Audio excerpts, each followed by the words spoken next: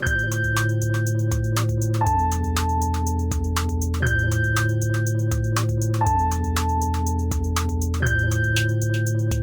right, everybody, welcome back. This is the end of the world. Michael and Stu. I'm Michael. And I'm Stu, and today we are talking about the newly anointed masterpiece. That's right, it's 2025's One Battle After Another, written and directed by Paul Thomas Anderson, based PTA, as he's known to his fans, and based loosely, very loosely, on the novel Vineland by Thomas Pynchon. It was newly anointed as the best picture. I feel like people were calling it a masterpiece within hours of it dropping in the theaters. And I was among them, you know. I was there on the front lines of masterpiece claiming, battling it out on blues. As you like to be. Well, some have said I am a little masterpiece trigger happy, that it's just anything that comes into my purview is immediately dubbed masterpiece. That's right. Sometimes, ironically, believe it or not, some of my dubbings are not fully sincere. In any case, this one you did like. I liked it a lot when I first saw it. I thought it was among his best movies. I would say there's some good ones. There Will Be Blood is probably my favorite of his films. Yeah, I would put this third, probably after Blood and Nights. Boogie Nights. Yeah, Nights is up there. Good call. I think this is clearly better than Magnolia. Clearly better than The Master, though I like The Master a lot. Master's good. I think I'm sure this has been said ad nauseum about him, but he casts an impressively wide net in terms of the movies that he has made over 30 years now. Yeah, no, I agree. I think he's... There's something very funny just that the guy who made Licorice Pizza in 2021 just rolled out One Battle After Another next. Yeah, I see those as not being that discontinuous in a weird way. Really? Yeah, they're of a piece. They're both like very California-coded movies for me. Different aspects. I'd say they feel a little different. Well, one's much more about like Hollywood and like, you know, childhood. You're referring to Pizza. Pizza, yes. Pizza. And another, as I call it, is probably more of a probably a little backstory here. Michael and I and his lovely wife Maggie went to the movies on Friday, and we were. It was for the movie Undertone, fine, interesting, minor picture, horror movie. But beforehand, we were discussing some of our favorite films, and Michael, of course, as he's mentioned on pod before, I think, loves. If not, I should. Loves A Few Good Men, and I was like, yeah, Men is pretty good. Which I said, you're a real men head. Yeah. And then I learned, and it made sense. I had to actually remember, like, casting back after you had mentioned it, that Stu has a tendency to find an absurd what's the word, like abbreviation for a thing or a movie. You got hot with the Curs for the Lakers, but I think my favorite, Maggie and I decided that the favorite one you brought up was the Gets for the Denver Nuggets. Yeah. It's a good one. So now I can't help it. I'm doing it all the time. I'm saying Gets all the time, just by myself, laughing hysterically. You've been infected. I must have said, while watching this movie for the first time, by the way, on a laptop yesterday, I must have said another like 15 times. I was down for another before the pod. I was thinking about where this tendency of mine, which has existed for more than 10 years. I mean, I remember pulling out the Curs and the Gets in 2016. Yeah. I think it originates with the abbreviation of the electric chair as just the chair. The chair, yeah. Yeah, because another one that I do a lot is if the death penalty is ever mentioned, I'm like, ooh, the penalty.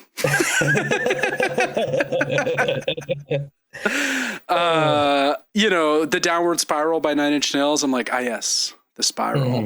Mm-hmm. There's a lot of ones that I've quite famously in my friends' circles done it from time to time. Yeah, well, I would say Blood is his best movie. Night's coming in at second, and then I'd put another third. Although The Master, I do really. It's great. Really. I think it's a little less focused than this one. This one, what I liked about it is it's so propulsive.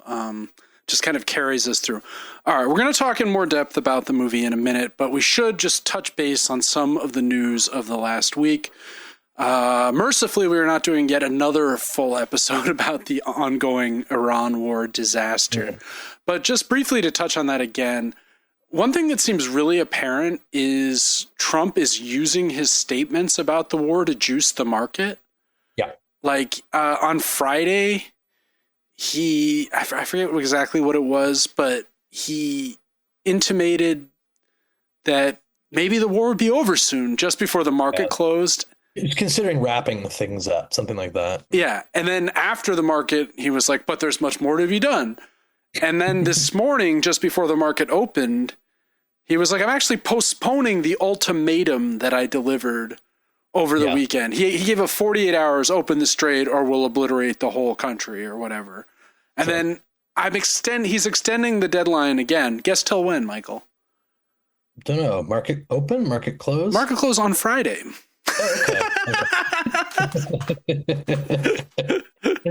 Oh my gosh! I just knocked my headphones off. I'm so amused by my own. It is impressive to see. I mean, obviously, it's incredibly heinous, callous behavior. Oh yeah. But it's impressive to see how many times the likes of CNN will report it as though maybe there has been a breakthrough end this, and then you just sit there for a few hours waiting for the inevitable release from Iran being like, we haven't spoken to anybody. Yeah, it's quite distressing, and then we got a bit of the domestic collapse upon us with the airport security lines. It's always a weird balance, right? Like watching and observing the news in these particular moments where like there are obviously a lot of really rough things and terrible things going on in the States, but that the focus is like the security lines at airports and gas prices versus like entire blocks of apartment buildings being blown up. And they're puts things in perspective. Yeah. I mean, it does, but I mean, it is kind of in keeping with what we talked about with the difference between term one and term two. I mean, term one really fell apart, and it probably would have fallen apart on Trump's own momentum anyway, but kind of COVID was like the perfect excuse for the complete collapse of everything. The perfect storm, if you will. Yeah. Whereas this is just on warp speed, and basic functioning is now just like visibly not there anymore. And someone actually brought up a good point of like what an incredible like security risk this is to just have people unable to move in massive groups at an airport at a time when we're being told over and over again that there's massively elevated threats across the country. Good point. But don't worry, because ICE is now there to protect us, and definitely not to just arrest people.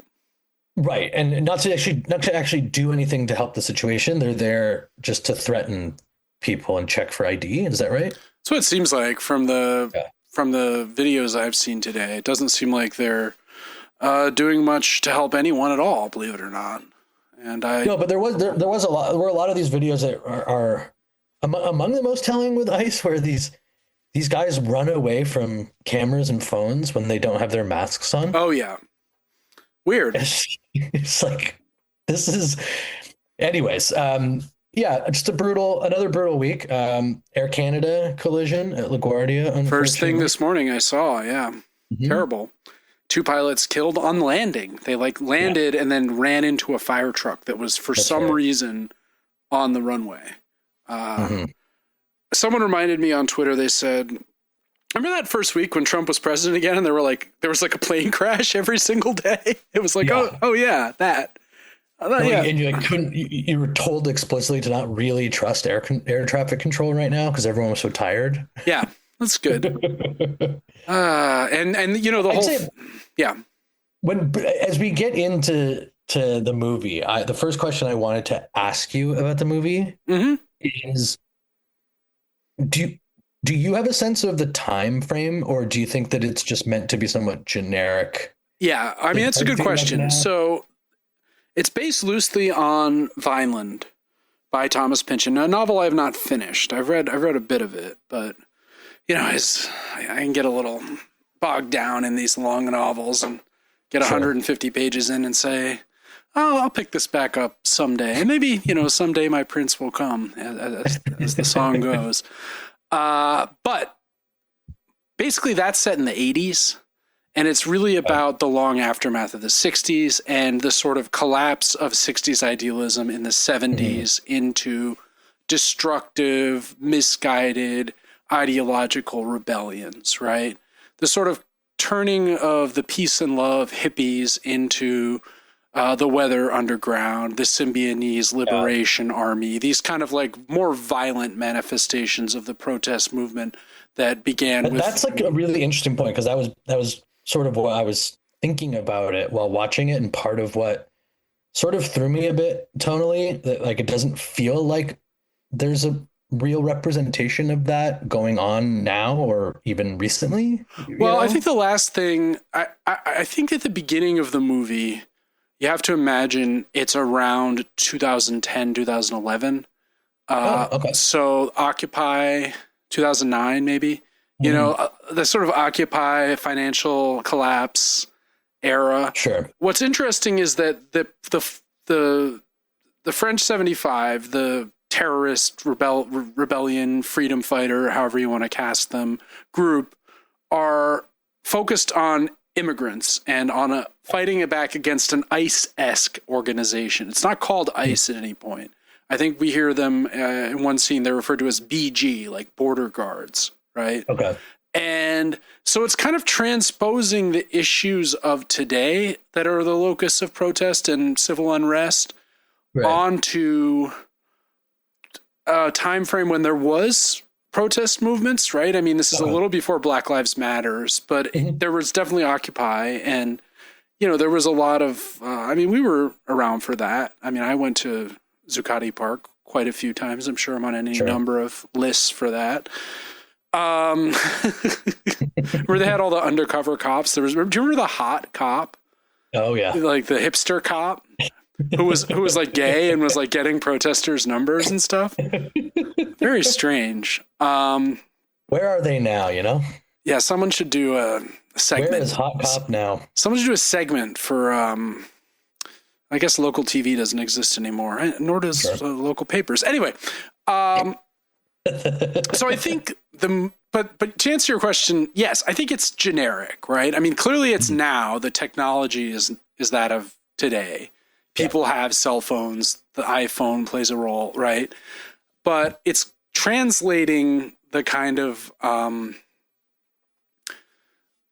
that the original material is sort of transposed onto a modern setting. Some people are really annoyed by that. The pedants are like, there was no like radical SLA style terror revolutionary group active in the late 2000s.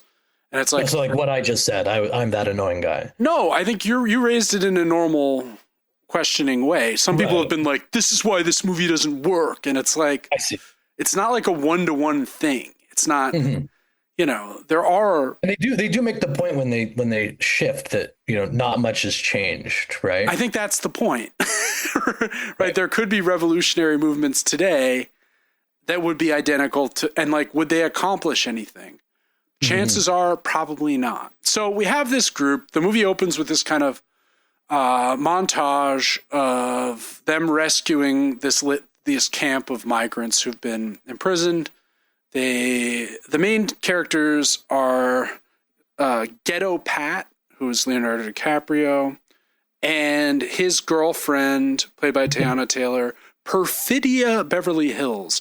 Now, these names, Perfidia Beverly Hills is a very Pynchonian name. He's famous for characters with ridiculous names. That is not her name in the novel, though. All the names have been transposed into equally Pynchonian names. Also, I don't think there's as much stuff about race in the novel, right? This is another kind of flashpoint for Blue Sky, is that this is a novel that features black women, but ultimately centers the white, mediocre, middle-aged dad. Like, this is one of the reasons that... I mean, looking for his daughter, but yeah. Well, I'm afraid that's not good enough. I mean, I don't know what you expected before you saw the movie, but I guess what I had figured was that, because I had no idea. Okay. I mean, I would shock you with how little I had managed to glean from all of the praise and acclaim. But I assumed it was a movie about planning some sort of terrorist or, violent protest attack. So it kind of like brought me in a really cool way that, like, as soon as I turn it on, it's like all this stuff is happening that is already in the process of being executed. And I thought that was like a really interesting way of going about things. And instead of like sort of explaining all of it, like as the movie goes on, but starting out with these huge punches right out of the gates. Yeah, I mean, it's an action movie fundamentally, which is interesting, right? I mean, there's a lot of thoughtful stuff in it, but there are... one thing I say differentiates this from many of the other 3-hour movies that we've watched, such as Oppenheimer. Like Oppenheimer, I liked in the theater. Seeing it again for the pod was like being chained to the chair, if you will. Watching this again, it's long, but I was completely wrapped by it. I did not feel bored at all. Yeah, I mean, I think the pacing was actually just unbelievably well done. I mean, you think about some of the other movies that we have talked about here, and like there have been 90-minute movies that genuinely have felt like it took longer for me to watch than this thing. I Am Legend being first and foremost among them. Subservience as well. Oh yeah, God, I've already erased that from my memory banks.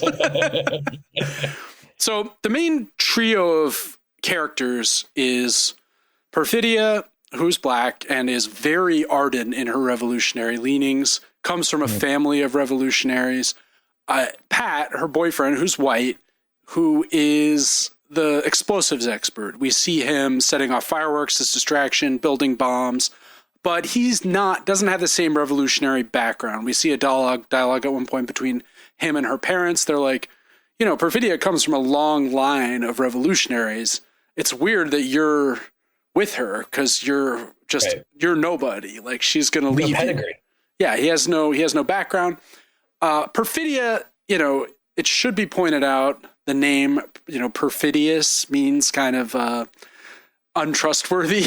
Right? We should perhaps not be so surprised that she ends up being a little bit untrustworthy. The other main character is Stephen J. Lockjaw, played by Sean Penn, who is this sort of head of the ICE brigade that the first raid goes up against. Perfidia corners him, steals his hat and gun, and sexually taunts him.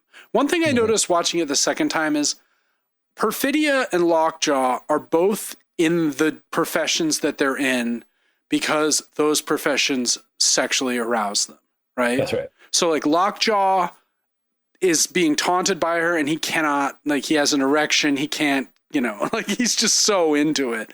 Yeah. He's ironically, for the military commander, he seems to be primarily submissively oriented. Like, he likes to be dominated and he expresses that in his day-to-day life by dominating others. Whereas Perfidia, who's the liberatory revolutionary figure, likes to dominate. Right? It's like, right. And it seems like is profoundly turned on whenever she moves into political action. Yeah. I mean, like later, I think was that one of the sort of Blue Sky criticisms that, like, I'm sure it's not a genuinely political act. So they take the edge off of this woman, sort of like almost sending her sort of goals and what her motivation into the realm of a bit of like parody almost. Right. But this is pure Pynchon. I mean, Pynchon, Gravity's Rainbow revolves around the character Tyrone Slothrop, who gets erections at the site of future V2 bombings, right? So that it's building this weird quasi-mystical connection between the German rocket somewhat phallic thing that's striking London and the sites of his various sexual liaisons. So this is like a Pynchonian obsession, is the sort of sexual network that undergirds larger events, right? Mm-hmm. And this is a theme. There are characters that are similar to these in the novel, but the way it's handled here, I think it's handled well. I mean, if you're going to deal with such a weird theme, it's not too in your face. There's a scene later when Pat is talking about how to set off a bomb, and he's like showing her the fuse, and she's just getting like more and more horny as he talks more about the bomb. Then they they blow up some power lines, and as the bomb's about to go off, she's like, "Can't we just stay and fuck?" And he's like, "No, we got to go. Like the power lines." She's like, "Come on, let's just have sex." Right? It's like, it's clear there's something weird like bound up in this. There's some kind of fetishistic sexuality that's tied in with their operations. Later, as they're about to do another bombing, Lockjaw, who's been tailing them, like follows her into the bathroom and confronts her. And is basically like, "Look, I'm going to let you do whatever you want. You can blow up however many things you want. I just need my hat and my gun back. Meet me at this motel." And the implication is clearly that they're also going to have a sexual liaison. That's right. And so she doesn't tell anyone about this. She goes along with it. Excuse me. Another thing that my friend. To what end? To give some degree of protection to the group? Is that why she does that, or she just wants to? I think she's turned on by it too, and well, yeah, it also will allow their revolutionary activities to continue, because he's not gonna. If she says no, he's either gonna shoot her or, take her in or what have you. My friend David pointed out that there's a Wilhelm Reich. Remember we talked about Reich, the guy who believed in orgone energy, that like you could concentrate sexual energy to like break up storm clouds and stuff. Mm-hmm. There's something like analogous to that, I think, in the background of this Pynchonian linkage that he develops, right? Right. We see Lockjaw is very jealous of Pat. We see him earlier seeing with Pat's hand on Perfidia's ass, and he's like, Next thing we see after the meeting, which again, Perfidia is very active, Lockjaw is very passive, is that Perfidia is pregnant and is firing a machine gun. So the implication being that the baby is Lockjaw's, right? Could be Pat's also, but it's ambiguous, right? Yeah. And at best, yeah. Lockjaw confronts Pat at the grocery store, and he's like, there's that daughter, looks half black or something. It's very weirdly racist, but then he's like, I love black girls. Like he has this very deranged fetishization and mixed with hatred, right? Mm-hmm. They go on a big bank raid led by, this was another point of controversy. The actress is like, my name is Jungle Pussy. And a lot of people were like, that's racist. But then it turns out that actress, her stage name is in fact Jungle Pussy. Oh, I see. So, okay, but why would, I don't know. This is complicated. This is like, I think it's okay to be like, no, it's not a problem because that's how she self-identifies. But then it's also like, my friend Evan brought this up, like, why then choose to include that name in the movie, like her real name? It's just like, was that a good decision? Even if it's not offensive, is it still a bad decision for them? Right, like Lockjaw's not walking around being like, I'm Sean Penn. I mean, exactly, right? In any case, this bank raid goes wrong when Perfidia shoots one of the guards who refuses to comply with her. Mm-hmm. And then everything goes pear-shaped, as they say in the UK. A bunch of people get arrested, including Perfidia. Lockjaw makes her an offer. If you name names, you can have my protection. Pat has to run. He takes the daughter away with him. Prior to this, we've seen that Perfidia is not a good mother, in as much as she's probably suffering from postpartum depression. She doesn't have a way of integrating this new child and the idea of being a mother into her revolutionary aspirations. And fundamentally believes that she's serving a higher purpose, and so Pat's just got to deal with it. That's right. And so, then there's the cut to Pat gets this scanner, goes away to this place, Backton Cross, after taking a bunch of It's a sort of fictional California city. He and his daughter are now Bob and Willa Ferguson. And we cut to 16 years later where she's doing karate, Willa. Dirty Work by Steely Dan, very prominently needle dropped. Probably take the title of this episode from a lyric from that song. The implication being, I'm a fool to do your dirty work. Like, I'm raising your kid. You've disappeared. Meanwhile, Perfidia has vanished. She left witness protection after naming names. She went into Mexico, never to be seen again. We see a lot of her revolutionary friends get murdered or arrested, including Alana Haim, R.I.P., gone too soon. My favorite of the revolutionary cadre. She's got that wig on, and she goes out the back and just bam, gets blasted in the head.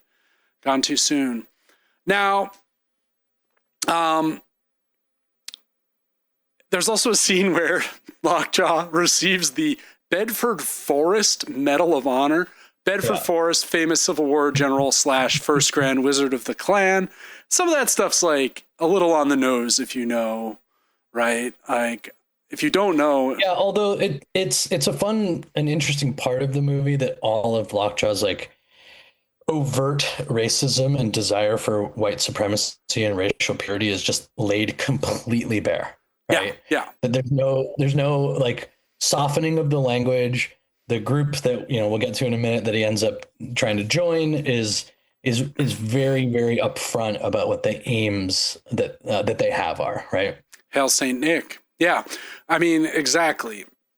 So there's a funny duality between Pat, now Bob, who's in a parent-teacher meeting talking about his daughter, and he's like, you got the old Grand Wizard himself, Ben Franklin, slave owner. You know that I had to bring up the Ben Franklin slave owner call out.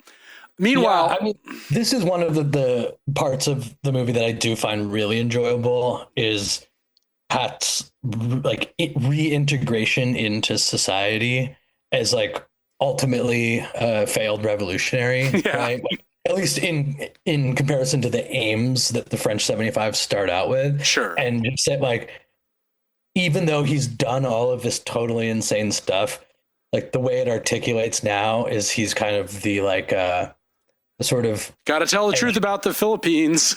Yeah, like the educated, like, are they reading Howard Zinn? Yeah, like that kind of like dad who we all know. Exactly. Exactly.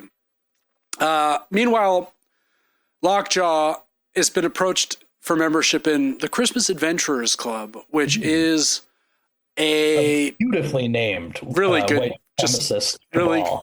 White supremacist cabal that's within government and business, straddles the line. These are the kind of people that conspiracists imagine had JFK murdered. John Birch Society, but a little more powerful, a little bit more classy, right? Mm-hmm. Lockjaw is clearly an outsider. These are like most of the other people are either higher in the military or kind of titans of industry type. But someone's died. They have an opening. They invite him. They love the work he's been doing at the border. But they need him to do a background check because they just want to make sure he doesn't have any Jewish ancestors. Black children. Black relationships. Has he ever been arrested? Has he ever seen a mental health professional? Mm-hmm. Their goal, as they say, is to find dangerous lunatics, haters, and punk trash and stop them. No more lunatics. It's like, says the lunatic, right? Joining this group means you are a superior man, right? Sure. And he agrees. He submits himself to this. At this moment, the Johnny Greenwood score really comes in, and it just sounds like Radiohead. It's like, Pyramid Song or something. He's like, oh my God, Radiohead is here. Meanwhile, the one guy, the Billy Goat, who was like the connector for all this French 75 people who got away after the original raid, gave Bob this scanner. He gets kidnapped by this bounty hunter, taken to... Yeah, and he's still at least active in the sense that he's doing a radio show. Yeah. And he's busted. All these little outlets and avenues that these different characters went down over 16 years is really, I think they really nailed that stuff. He's also handing out cards for the Benicio del Toro character's Underground Railroad. Like that's something that kind of ties everything together. So immediately Lockjaw threatens to kill Billy Goat's family, Howard Somerville, and he rolls over because his sister is threatened. He identifies where Bob and Willa are hanging out. It's Backton Cross. We cut to their house. It's a little bungalow. Any of us would be so lucky to own such a house in this day and age, but never mind. Immediately, Bob's paranoid. He's a stoner. He's, it's Willa's going to the prom. He's talking about, I know how to drunk drive. There's a weird thing where the parental relationship between them is inverted. She's more concerned about him, And it's also like fascinating to think of this guy who has sort of descended into this paranoid, drug-addled existence, but is absolutely 16 years later right to remain paranoid. 100%. Right. Yeah. So turns out he is right because he gets a call a little bit later. Willa's at the prom. She's in the bathroom. She's approached by one of the surviving members of the French 75. And they do a code interchange that Bob has drilled her in. They run just as the police raid the whole prom. Bob gets a call saying Billy Goat's been captured. Billy Goat is in the wind, right? And he's got to give this code talk. He's not so quick on the uptake. He doesn't remember all the lingo. This part is like, it's supposed to be funny. It's comic relief, yeah. It's so funny. Like, he can't remember any of the things he's Well, he remembers some of it, but there's like too many steps, right? Yeah. And Josh, Comrade Josh, is a great comic relief character. Eventually, he escapes. He goes through a tunnel, gets into town, and meets up with Willa's karate teacher, Sergio, who is one of the best characters. He's running this kind of Latino underground railroad, and he's going to help Bob. There's a big protest in town. The Lockjaw's attempt to kidnap who he thinks is his daughter is running in concert with a kind of ICE raid / DEA raid right? So it's like this big government action is kind of a cover for his actual personal vendetta. And he's got this like interrogation going at a high school where they're trying to get the number of Willa's phone, which her dad doesn't know she has, right? Mm-hmm. So eventually a lot of stuff happens. There's, a chase. Bob finally learns where to meet his daughter after interminable debates with Comrade Josh et al. He's trying to escape. He ends up falling off the roof and landing in a tree and then sliding onto the ground and immediately getting tased. Like, I don't know about you. Did you see that coming at all? Like, they spent so much time on him getting the info, and then he's just instantly falls off a building and is tased. I thought it was great anticlimax, right? You're like, it's a perfect illustration of this, like, guy who doesn't have his fastball revolutionary wise anymore. Yeah, right? He's over the hill. He can't keep up with the kids. The kids are like bounding from rooftop to rooftop. Right. The whole underground railroad of migrants is very moving and felt very relevant to Trump too, obviously. We cut after this. After Bob's arrested, don't worry, he's going to be rescued. We see that Willa reaches the convent and learns that her mother, Bob had always told her mother was killed by Lockjaw. She was a heroic revolutionary. But the leader of the convent is like, no, she was a rat, and like, you're a baby rat. And we got back to the Christmas adventurers. They're like, they've done some digging. They found a rumor that Lockjaw has a mixed race child, shall we say. And what do you think compels Perfidia to be the rat? I don't think she has any choice in the moment, right? As we see from the way the other revolutionaries are treated, they're shot. Okay, so she wanted to survive. So, like, there was a limit to what she was willing to sacrifice, right? Yeah, and I think she's a bad mother, but as her letter at the end of the movie attests, like, she's self-aware and guilty about that. So maybe there is, like, a iota of care for her child, like, motivating her. But it is a little curious, considering she's the most hardline of the people. Yeah, and it doesn't seem that difficult to get her to switch it up. I think it's just the shame of being captured also. And like, she's already been having this affair with Lockjaw, right? I guess what I mean is like, if you were to watch the very first chunk of this movie, yeah, would you feel like it was building a character who just rather seamlessly would give up? Yeah, I think so in a weird way, because oftentimes the people who are most rhetorically hardcore are the quickest to fold. Do you know what I mean? Sure.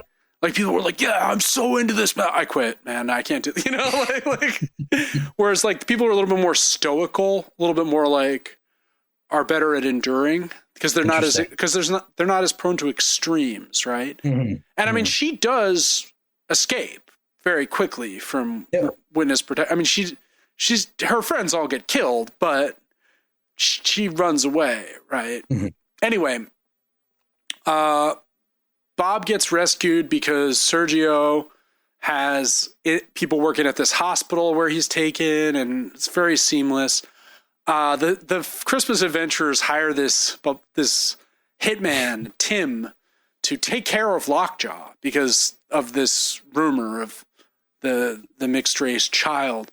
The interaction in the basement, which was filmed, by the way, at Ronald Reagan's house, mysteriously. I don't know what they were getting at there. Or maybe not his actual house, but like I think he used to live like right there. Okay. There's a line where the leader of the Christmas adventurers says, we should be able to eat off the floor, make it clean. All hail Saint Nick. And they're just like, hail Saint Nick. I love that so much. You know, I'm a big fan of hailing things. Yes, in general. Atlantis mostly, but also, obviously Saint Nick's standing in for like Heil Hitler or something, right? There's like some other subtext there. Sergio and Bob are on the road. They're going to the convent. They're drinking beer in the car. Brilliant. Bob's being so uncareful that a cop spots him sipping beer, attempts to pull them over. Sergio makes Bob jump out of the car with a rifle. Great scene. Actually, he kind of swerves to make him jump. He can't do it. Yeah, I mean, these two spend so little time on screen together and but it's so good, right? Man. It's so unbelievable. That's one thing on rewatching. Like, one of my biggest memories was Benicio in this movie. Like, he's so good. It's so funny. Such a like commanding electric performance. He's not even in the movie very much, right? No, I mean, I think that like when a great actor is on it, it actually often serves to his advantage or her advantage to not be in the movie that much, right? Yeah, well, it won that woman in Network an Oscar, right? She's in the movie for like 4 minutes. Yeah. Eventually, we see Sergio getting arrested, and he has the famous line, the few small beers, right? Lockjaw captures Willa. He raids the convent. He does a DNA test with her, confirms that he is in fact her biological father. And ironically enough, it is this that dooms her, right? He has to kill her because he still has aspirations to be a Christmas adventurer. That has not yet realized that they are aware of his affairs with black women. Presumably, Perfidia is not the only one that he has had a relationship with also. Correct. Bob has his gun. He hotwires a car. He's sniping as he's trying to save Willa from a distance. He gets on the road and follows Lockjaw. The sequences of them chasing each other on the highways in the theater, some of those scenes where the camera is like on the front of the car and is like mounted. Yeah, I definitely think that like I watched it on a laptop. Sure. And it certainly like made me realize I had really sold it the process short. Like I had plenty of time to see this in many different spectacular ways, many formats, VistaVision. Yeah. And, all I can do instead is kind of have this simulation of kind of being like, man, this must have looked amazing in the theater. It really did. It was a great sequence. I mean, it really is a great sequence. It's intoxicatingly beautiful. He's on their tail. Lockjaw is got Willa. Again, there's this inversion where he's like, I did love your mother. And now Willa hates her mother. You know, it's like everything's topsy-turvy. He turns over to the bounty hunter from the beginning, who's half Cherokee or something like that. Has indigenous background. And he's like, I don't kill kids. I won't do it. He's like, take him over to the 1776ers, who are like this Nazi gang, of course. I'll pay her twice your daily rate or whatever. He drops her off and he goes back the other way. Bob he's asked to kill Willa and actually says no. He refuses, right? Yeah. And then he's going to deliver it to these other guys who will kill her without thinking about it. Meanwhile, a great way to keep yourself clean of the situation. I'll just drop her off to her death. Yeah, we'll see. That does come back in a second. Yeah. Meanwhile, after he's dropped off Willa, Tim the assassin in his sports car rolls up next to Lockjaw and just shoots him in the face. It's awesome. Bob sees the wreck, thinks Willa's in the car, can't find her. He's calling out to her, calling code words. Meanwhile, Willa is tied up with her, flex cuffs behind her back, waiting to be murdered by these Nazis. The indigenous, they call him a bunch of slurs. They call him wagon burner, right? And it seems like that just flips a switch in his head. Like, what am I doing? Like, turning over this young black woman to these Nazis to be killed. Like, so he returns, unclips her handcuffs, and just, there's a shootout.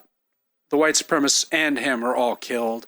Willa gets his keys, gets in his car, and then somehow Tim, the bounty hunter who shot Lockjaw, starts following her. This doesn't quite cohere for me. Like, how does he know that's her in the car? Like, does he recognize, he knows the bounty hunter? That's made clear. Does he see her driving?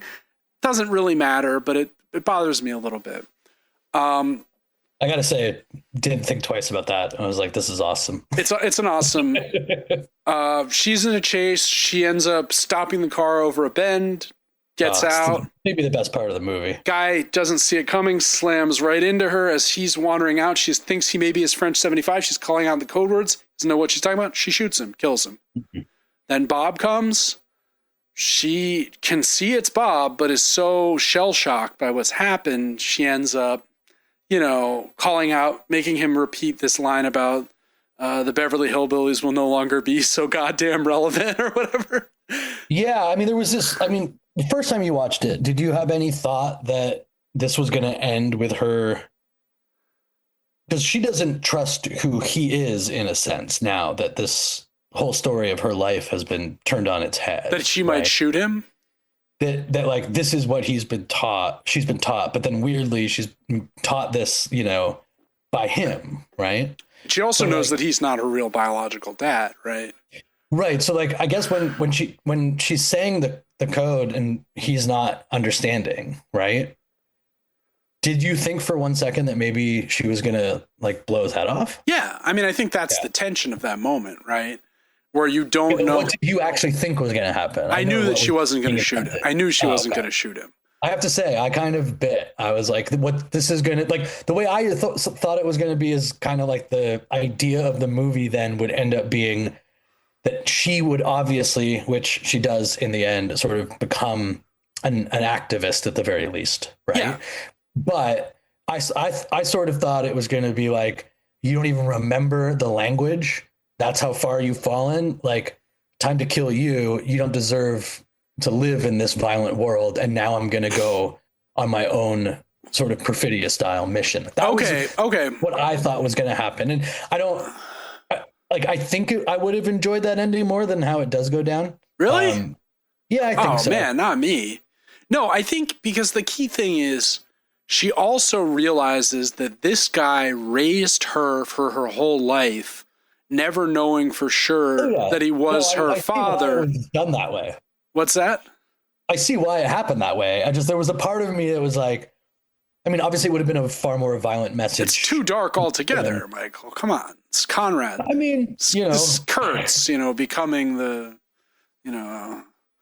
I mean, it would the horror. I guess it would be a statement about the desperation of the times, which as we'll get to at the end, we see very clearly why he went with the ending he did when asked a question after the Oscars. Sure. So they reunite. They're happy.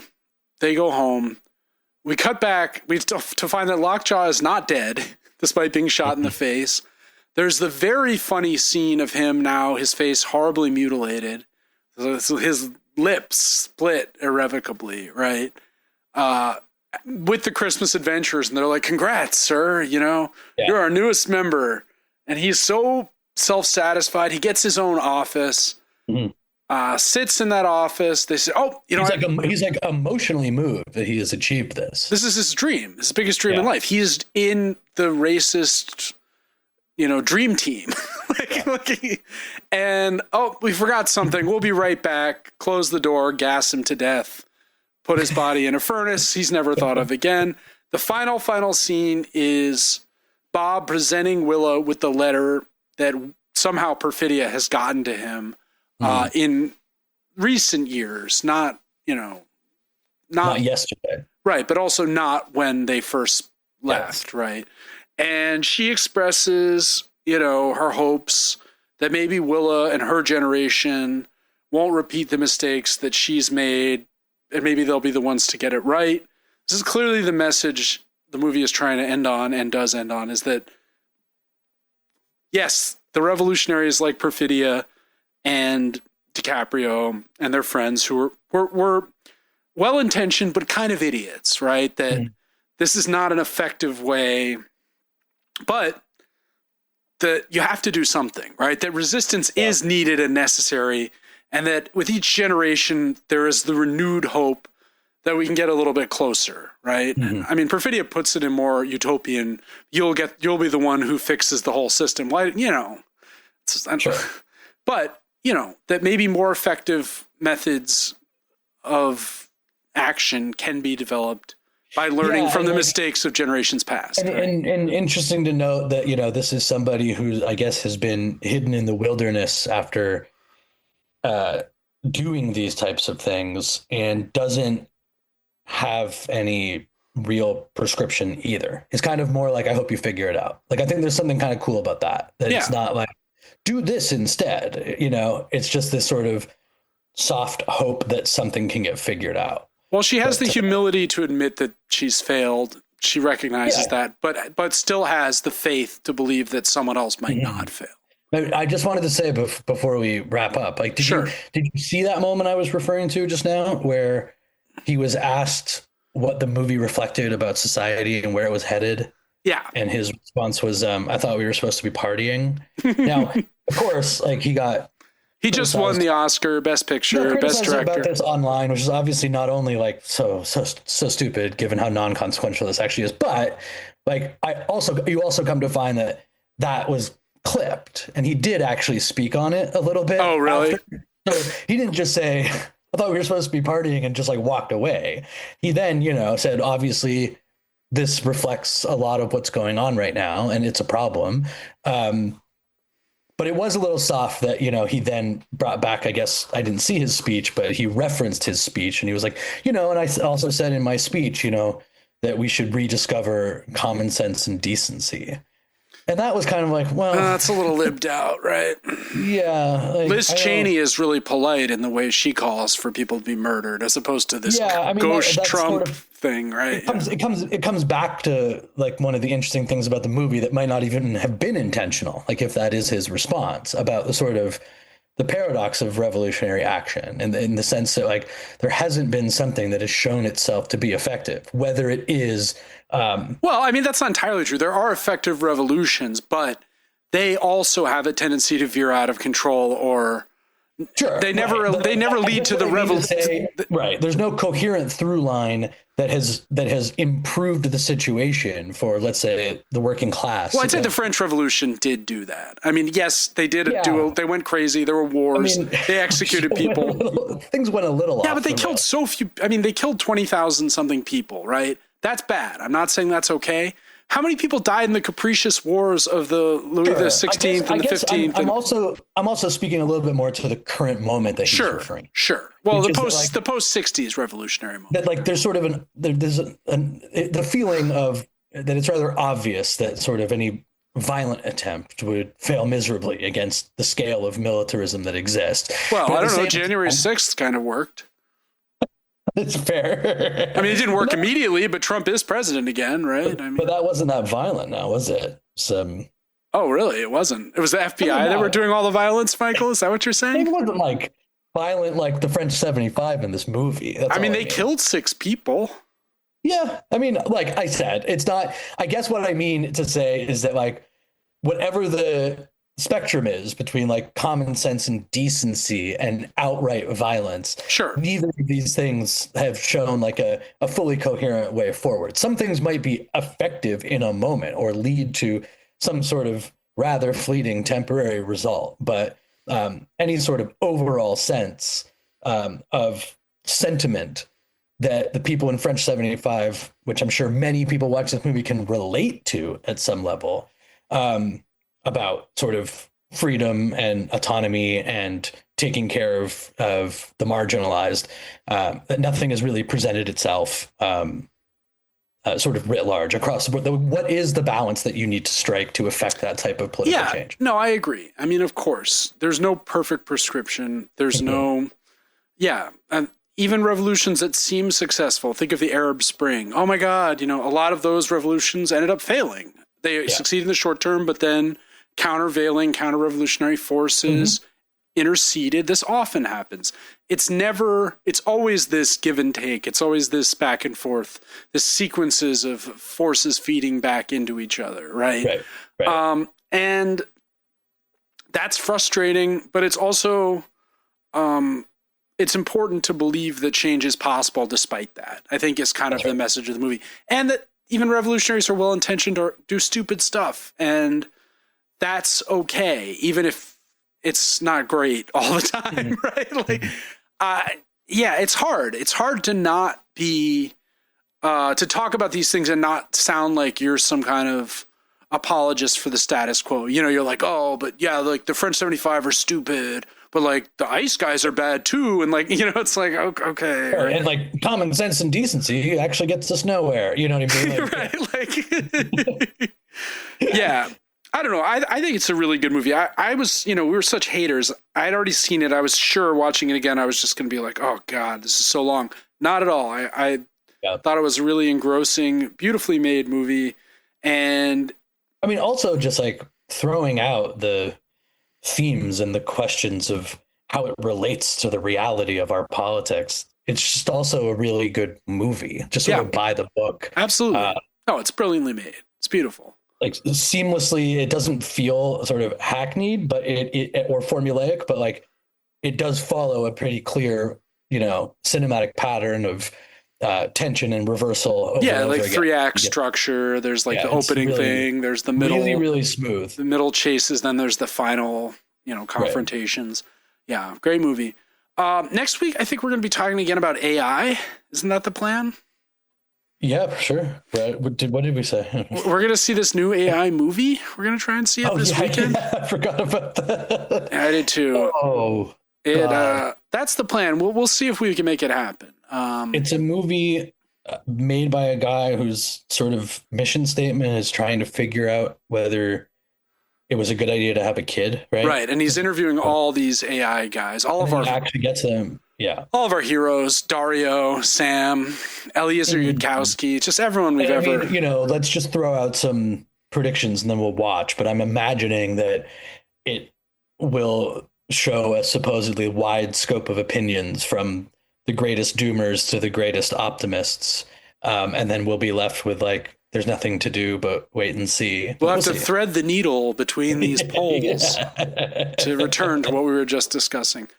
So that'll be that's the plan. We'll see if events intervene, we may have to go elsewhere, but regardless, should be interesting. In the meantime, if you like the show, you can follow us on the podcatcher of your choice. And if you really like the show, you can leave us a rating and or a review on said podcatcher. We always appreciate that. You can also follow us on Instagram at the End of the World WMS, where we post reels from highlights of the show each week. And so AI Doomers versus Optimists next week. And until then, I wonder which side we'll be on. This has been The End of the World with Michael and Stu. I'm Michael. And I'm Stu, and we'll talk to you real soon.